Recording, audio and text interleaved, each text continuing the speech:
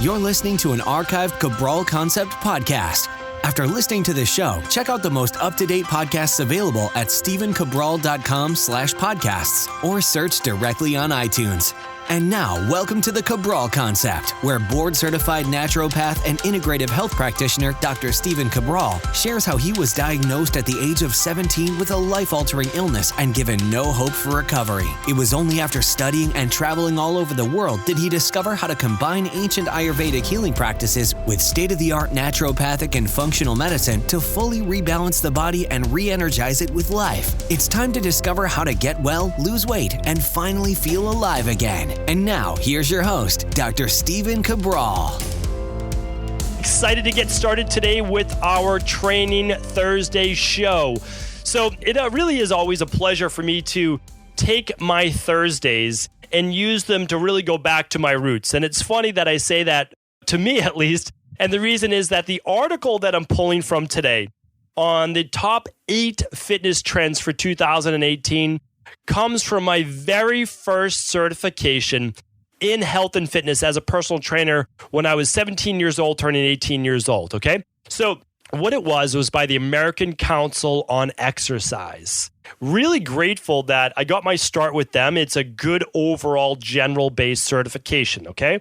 Many other certifications came after that, but I was happy to get my start with them. And they're still doing great work to this day. Again, no offense to American Council on Exercise. Really, I want them to keep doing the amazing work that they're doing, and I hope that they keep pushing those boundaries. In the past, I have recommended National Academy of Sports Medicine, American College of Sports Medicine, and the National Strength and Conditioning Association as my top 3. I still stand by that, but do I have an issue with people starting out with the American Council on Exercise and then moving on to one of the others as they're getting their personal training development? Not at all. And I recommend it, and I still recommend ACE as a great organization, and I think they're doing amazing work. I really do. So what I want to do is I actually want to bring you their research on the top 8 fitness trends for 2018. Much of it I do agree with, and a little bit I don't. And I will share with you what I see, and also a practitioner in this part of the space, meaning that I still have a wellness-based practice and still have a personal training and nutrition studio in the south end of Boston. So my wellness practice is in the Back Bay of Boston, and the personal training studio that I've had forever now is in the south end of Boston. And I have amazing team members that work there, literally the best of the best, all National Academy of Sports Medicine or one of the other great organizations certified. Many exercise physiologists. So great team. But what I wanted to do, here's the thing. The fitness industry is literally always changing, but it's kind of one of those things where the more it changes, the more it stays the same, right? Because you need a core. You need a core concept of great fitness that I want to share with you at the end, meaning that will never change. But trends change. They really do. And they change every single year, meaning that I would say 2 to 3 years ago, we saw a huge uptick in CrossFit, right? CrossFit is still popular, but I think it's flattened out. That's it. Not popular. I don't know how many knots I just used right there, but it's not popular. It's kind of hit its peak from what I see. Okay. CrossFit Games, all that gave a lot of notoriety. All right. Couple years before that, maybe it's been 10 years now, was P90X. Definitely on its way down now. Okay. Too hard of a workout. Most people aren't interested in 90 minutes, in those hard workouts. All right. Before that, what would have been the big thing? Well, maybe something more like Pilates, or something even before that, which might have been like jazzercise. And then we had Zumba. And so again, there's trends, and none of them are bad. They're just good for certain populations, and they kind of hit their stride, and then they start to move on a little bit. Well, one of the newer ones that is making itself more into the mainstream, meaning these are mainstream things that we're talking about, is boxing and kickboxing classes. And I like to see this because those were popular, I would say, years ago.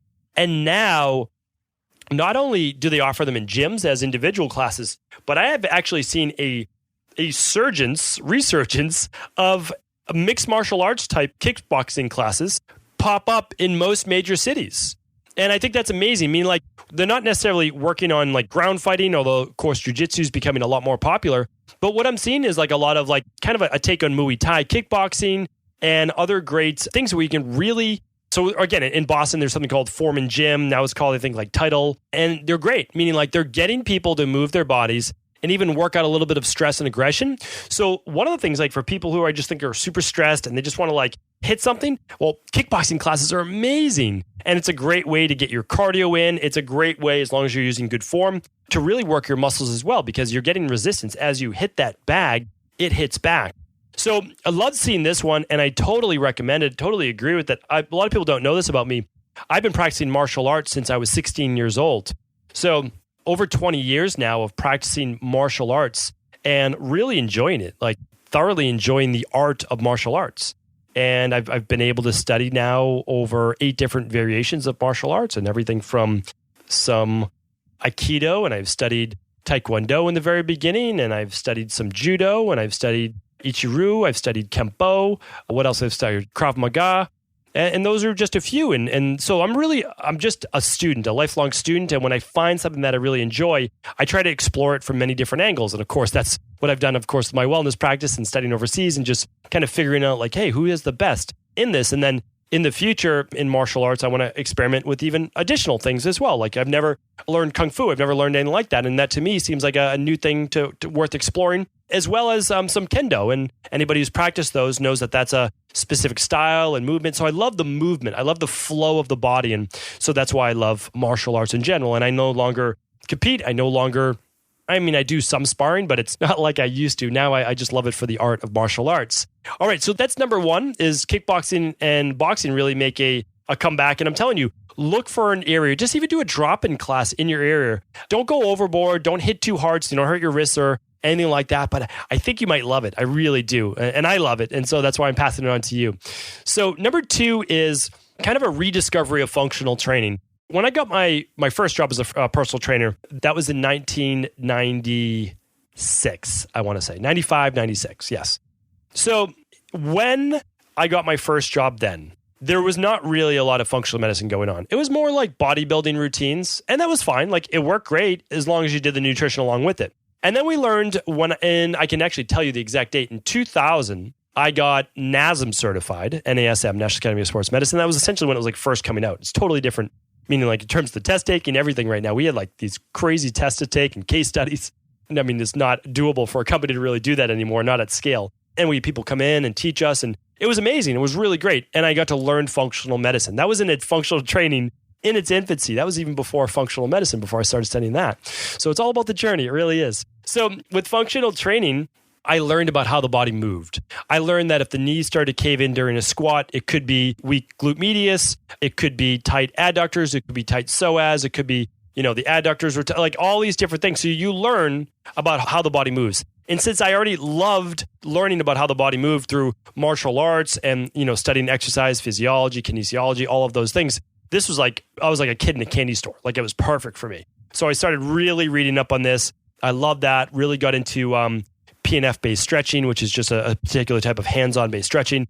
Love that. And now we've kind of maybe shifted a little away from that by getting like deep into kettlebell and deep into TRX and all these things, which are all great exercises, but not necessarily always how the body moves. Meaning, like, we need to learn, and I talk about a lot of my training Thursdays, how does the body move and keep it in balance? Meaning, like, just because you have a bunch of your favorite exercises like kettlebell swings, kettlebell presses, TRX push-ups, like all these different things, well, we need to look at that as a whole program.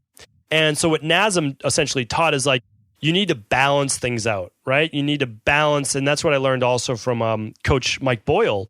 And he was one of my first real teachers as well. And I got to study under him, again, the same year in 2000. And that was like way back in the day. And Mike was teaching at BU, the hockey team. And I would go there with my buddy Keith, and we would literally just sit. I just remember to this day, we would sit on the massage tables where they would do a lot of this hands-on stretching. And I would just watch. And they would do like dynamic warm-ups for like 20 minutes. I'm like, what are they warming up for 20 minutes? And I understood because it was activating the body, it was getting it going. So I learned a lot from Coach Boyle. He's an amazing guy, still coaches to this day. But a rediscovery of functional training, understanding how the body works. And I agree with ACE, this publication. I agree with that totally. So the other thing that they're talking about now, number 3, is fitness programs will start to include more mindfulness. And I love this because it's talking about the softer side of fitness. I've been talking about this for years because in martial arts, you try to balance the hard martial arts, the hitting styles, right? The styles that I was used to, then with the softer styles, the Tai Chi, the Qigong, or even just meditation. Now, meditation, and I talk about Hatha yoga, the softer side of yoga as well, with balancing the hard. Remember, you can't go hard all the time, get lack of sleep, work hard, have kids, take care of them, and not expect your body to break down. It's going to break down. It will. A lot of what I do right now, and again, common sense is not common. It certainly wasn't common to me. Maybe it's more common to you, is that this isn't taught. You can't push your body to the limit every single day and not expect it to break down. There has to be modulating and undulating training periods and periodization-based models, which means you gradually start to work harder every single week in your program, and then you peak out somewhere around weeks 4 through 6, and then you peak out, then you go to an unloading week where you start a new program. It's a little lighter and you build back up again. I teach that a lot in A Man's Guide to Muscle and Strength. But again, you can find that for free on my Training Thursday podcast. But I love that number 3 is talking more about getting into the softer side of fitness. And if you haven't added that, I can't recommend, even just starting with stretching, can't recommend that enough after your workout, 10 minutes at least of some good stretching and breathing. Breathe into the diaphragm, breathe into the belly to relax that central nervous system. All right. Number 4 is a greater emphasis on how exercise helps to improve the brain, meaning cognitive performance. And I've talked about this a lot on my previous 3 shows on Alzheimer's, and you can check those out by simply going to stephencabral.com/podcasts. And you can type in Alzheimer's, or you can just scroll back through and look at episode 746. You can look at what else? Episode 732 and episode 728. Those were all my 3 shows on Alzheimer's. And I talked about how exercise is one of those hidden factors for, not only being able to really clean, detoxify, get oxygen to the body, but also to the brain. Brain needs the same thing that the body does. It really does. It needs a clean environment. It has to be toxin-free. It needs oxygen. It needs fuel. And exercise is one of those things that keeps the body young, and that includes the brain. So very important, and there's just so many university studies out there. ACE right now is just looking at the Peak Brain Institute, but Dr. Amen and a bunch of other people have studied this in depth as well about how exercise isn't just for looking good, right? A lot of people are like, well, I'm going to exercise to look good. Fine.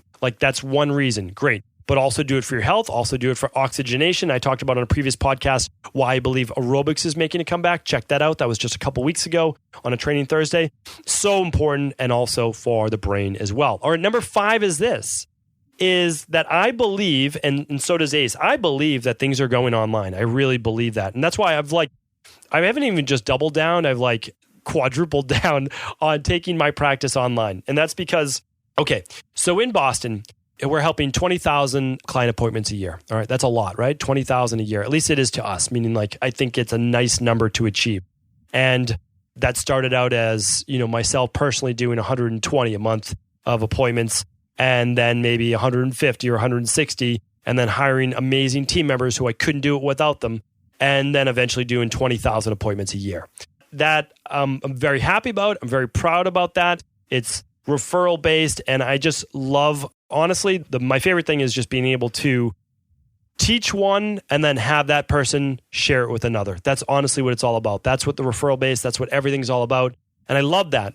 But I'll tell you, we're now reaching 20,000 people a day. So I used to reach 20,000 people a year. Now I'm reaching 20,000 people a day with our podcast.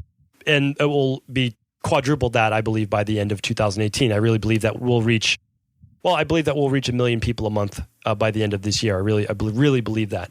So here's the thing. A lot of people are saying the same thing, meaning that a lot of the people that I work with, even in private practice, are from Australia. They're from Iceland. They're from the Middle East. They're from South America. And they're from all over the world in different time zones, wherever it might be. Why shouldn't I be able, or my health coaches, to be able to speak with them? No reason. We have the internet now, right? And we talk over Skype video. So we can see each other in real time. I mean, it's amazing. It's just like a real consultation. Are they sitting across from me? No. But you don't need to sit across from someone to get those same results. So that's the amazing thing, and gyms are doing that right thing. This particular article by Ace talks about Flywheel, which is a spin studio. And they're talking about how they're doing online virtual classes. I mean, amazing. I mean, there's so many groups that do this, right? So the other thing is the Peloton bikes that you've probably seen out there, right? I'm not doing a promotion for them, but I think they're great. So now you're looking at a bike that you can literally tune in for a live class. That class is literally going on live somewhere in the world, whether it's New York or LA or Chicago or Boston, and you're getting to participate in that class as if you were really there. there'll only be more of that. Like in the future, it'll be holographic. Like I have no doubt about that. It'll be a projection right there as a hologram. I mean, like I really believe that. I really look into like medical and fitness futurism. I'm a big, I read a lot on that as well. I love to see where it's going. I'll talk about that in the future because I honestly believe that smart patches are going to be able to tell you what you're low on at the time, what you have too much of, like in real time. It's going to sync up with either your phone or right on the patch or whatever it will be. I honestly believe that wearables will be huge. I just worry about the EMFs, but I think we'll be able to bypass that as well. So taking it online, and in the future, we can't do everything at once. I know that for sure. But in the future, I plan on doing live video. I plan on doing interactive live with people and webinars. We're actually doing a webinar this upcoming. Actually, it's tonight. We have a webinar coming up tonight. And I'll try to link that up in the show notes as well. I'll link up the webinar. And we'll be doing a lot more of those live. I mean, we're going to be doing, of course, our live events, but then those might be streamed anywhere in the world. So I'm really looking forward to more of that as well. And you're going to see that. You really are. Because here's the thing too, and I just want to go on just a quick 60-second rant. I am not a big believer in college. Like, I'm just not. One university with one method of thinking, one teacher per class, and like that's it. And you're just forced to just study in this specific time. What if someone's a faster learner? What if someone's a slower learner? Why shouldn't they be able to learn at their own pace? If you do better with 3 classes rather than 5 or 6, why can't you do 3? Why can't you take 5 years or 7 years for your education? And then for others, why can't you take 2? I just believe that our current system is just set up as a one-size-fits-all, and it's not great. And for me, like, what if I want to study with the best clinical psychologist in X, Y, and Z around the world? Why can't one of my professors be in Germany, another one be in India, another one be in some other place in the world, right? Like, why can't I do that? And why can't I sit at my home computer and do my seminars anywhere in the world? I honestly believe that's more the future of college. Harvard's already implemented. MIT's already implemented it. Some of the largest schools in the world. Columbia's implemented this. Like, so if you think that this is just like, oh, it's online training for this, and this. No. I mean, like, the largest universities in the world know that this is happening. Because the fundamental system of you having to sit at a desk in a particular seminar to get the education is so outdated. It's so mundane. It's absurd. It really is. You should be able to learn from the best and the best, and you should be able to learn that in real time, and you should be able to learn it on your own time. Like, that's the bottom line, and I truly believe that. Okay, we're moving on from that. All right, so next up we have number 6. All right, number 6, and I do agree with this as well, that health coaches, personal trainers, nutritionists, registered dietitians, chiropractors, anyone in the health field are really going to be more integrated with conventional medicine. Meaning that I hope, and we've hoped this for a while now, but I hope that this will be the year that it comes true, is that your MD or you'll get more recommendations and referrals to meet with a personal trainer or to meet with a nutritionist or to meet with a life coach or to meet with whoever it might be. I'm already getting a lot of referrals from MDs, from medical doctors who are saying, I don't specialize in integrative or functional medicine, but Dr. Cabral does. Go see him, or X, Y, and Z does. And I think that's amazing. Because now for the first time saying, yeah, there is some truth to this. Like, you can't keep denying it. You can't, because the studies are there. So you've either put your head in the sand, you've hid yourself under a rock, or you're willing to accept that there's more than one way to get well. And if you don't want to be medicated for the rest of your life, then you have to do something to figure out the underlying root causes that are holding you back from becoming well. And I honestly have said it before, and I will continue to say it again, that personal trainers change lives. They honestly do. Because if you get deep into personal training, you learn to become a nutritionist. You learn to become a life coach. You learn to become almost like an assistant physical therapist. You learn all of the areas to help your wellness, to help your client. You are a true health coach in every sense of the word. And I cannot recommend becoming a personal trainer enough. I really can't. It's an amazing job. And I will be forever grateful to the personal training industry. They gave me my start. Literally, they will always have the place in my heart of that's what it's all about. It really is. I know that if at any time I could go back, do personal training full time and feel truly fulfilled, because I believe that you can affect people on a really deep level. And we're going to save that for number 8. All right, number 7 is that now, again, this was a few years ago, but the population of the United States, about 13% of the people owned a gym or had a gym membership, and even less than that actually went to the gym. But right now, we're seeing that fitness and health is becoming more mainstream. It's not reserved for that 10% of the population, 1 out of 10 people. Why? Because more and more people are getting Fitbits. They're getting Apple Watches. They're getting that wearable technology. They're getting sleep-based watches, which I'm going to be recommending one in the future as well. So what they're doing is they're becoming more in tune with their health. And as they become more in tune with their health, what are they doing? Well, they're looking at their 10,000 steps. Did I hit 10,000 steps today? No? Yes or no? I mean, it's really like it's binary, right? You either hit it or you didn't. That's the amazing thing about this digital-based technology and things. So now you can then apply that to, did I get my workout in today? You can set an alarm for that. You can also start to look at whether this food is healthier for you or not. So I really believe that exercise and like this whole fitness in general, whether it's just walking your 10,000 steps or not, is not just a little subsect of the population, is becoming much more mainstream. And for even the people who are not participating in it, they're learning more about it, how they can do body weight exercises, how they might be interested in doing a class, like a kickboxing class, or they're even starting to get into things like meditation, which again, like really was a subsect of even fitness and health in general. So love to see that. And number 8, the last trend is that, and this is the one that I don't fully agree with, is that the fitness industry will start to see a greater breakdown and division between one-on-one personal trainers and group fitness. So it's not that I don't disagree that the fitness field is separated between group classes, small group training, and one-on-one. I don't disagree with that. But you have to keep in mind, it's always been that way. And what they're saying is, they're seeing more of a trend up in small group classes or group classes in general with CrossFits and Orange Theories and spin classes and kickboxing and mixed martial arts, et cetera, et cetera. I don't disagree with that. There is more of that, but there's also as much as ever one-on-one personal training. And I want to explain the two. Okay. For a lot of people, they like the group aspect. They like the camaraderie, and they're also looking to meet other like-minded people. Totally get it. Totally understand that. And that is always going to be great for the group classes. Amazing. But there's also a lot of other people who want the one-on-one. Why would they want the one-on-one? Well, for one, they don't want to exercise around other people, okay? So that's one. Another is they want to be a part of a smaller studio where it's a little bit more private. They don't have people watching them as they exercise, okay? Another is that they want that person, that one coach, who's watching their form individually so that they don't get injured, who's also keeping them accountable. They're doing either weigh-ins or they're doing the body caliper measurements or they're following their nutrition plan. And only a one-on-one's going to be able to do that. A group coach isn't going to be able to keep track of all 60 people every single class. And they might be doing multiple classes per day or 20 people. That's a numbers game. You're not going to be able to.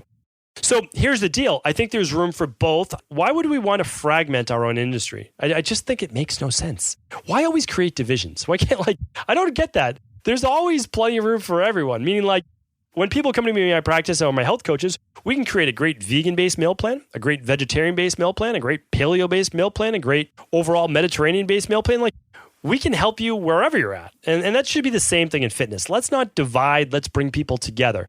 So I love both. I really do. So for me personally, I will step into a seminar for martial arts and I love to practice with others. But for the most part, I also do one-on-one martial arts because I want the full attention on me for that 1 hour. And I'll tell you why. Not for selfish reasons, not for whatever. I learn better that way. So the instructor takes me through the points that I'm weak at, right? The points that I'm good at, fine. We can go through those quickly. But I'll be weak in a certain movement, meaning like I won't know exactly, like, how did you do that with your feet? Like, how did that footwork move? And I'll need an extra 10 or 15 minutes on that, where someone else might get in a minute. So with the one-on-one, I get customized teaching. I get to learn that customized wise. And then when it comes to kickboxing, it might be great one-on-one or might be great with a class. Spinning, that's great with a class. So you can pick and choose. And then of course, like whenever I'm doing anything individualized where it needs a little bit more care, that's where I look for the one-on-one. And for the majority of the clients that come to us, they want someone that's going to completely customize their protocol. Meaning that if they meet with us in Boston for personal training, we give them not only the workout with us, but we also give them workouts to do on their own. Okay, so they choose to do them on their own. We give them a nutrition plan, all right? We also give them stretching to do on their own. We give them fat burning intervals. So they get a completely customized plan. Then we're doing weigh-ins once a week at least, maybe twice a week, if that's their goal. Or we're doing body composition to make sure that they've lost the body fat or put on the muscle. So that's what you get for one-on-one. I think they're both great. I don't think that we need to have one or the other. And the truth is that you should always start with whatever you feel comfortable with at first. Let that be your stepping stone. Truly believe and do hope that all of these 8 trends will come true. I'd love to hear your feedback. Just go to Instagram and type in Stephen Cabral. It's just STEPHEN Cabral. That's my name, Stephen Cabral. Type that into Instagram and look for this post today, and I'd love to hear your feedback. Did you like the show? Was it helpful? I would also love to hear, if you're in the health and fitness industry, what other trends do you see happening right now? I would love to hear that. And also, if you're part of our free support group at cabralsupportgroup.com, free Facebook group, tune in. Really just chime in. Literally write in, hey, what do you see happening? Do you like the podcast? I love to hear your feedback. Thank you so much for being a part of this community. Honestly, it would not happen without you. So please do feel free to share this show with anyone you believe could help. Did you know that the body really only becomes sick or imbalanced in only 2 ways? Over time, you become deficient in vital nutrients, and you also accumulate toxins internally and from the environment. As those nutrients diminish and you increase your total toxic load, your body then begins to show the first signs of dis-ease. It's actually quite predictable, and the good news is that if we know how you began to fill up that proverbial rain barrel, we also know how to empty it to begin the healing process. I was fortunate enough to learn this ancient healing process from my mentor after suffering from debilitating diseases for close to a decade. It was only when I began to implement these techniques did I finally overcome my illnesses and go on to live a life of energy and vitality that I now enjoy. I'd like to share with you now what I discovered after traveling all over the world and how to combine the best of ancient healing wisdom with state-of-the-art science. Allow me to teach you exactly how I've been able to help over 250,000 people to empty their rain barrel and begin to transform their body and lives into what they've always hoped they could be. To get your copy of the international bestseller, The Rain Barrel Effect, simply go to stephencabral.com/rainbarrel.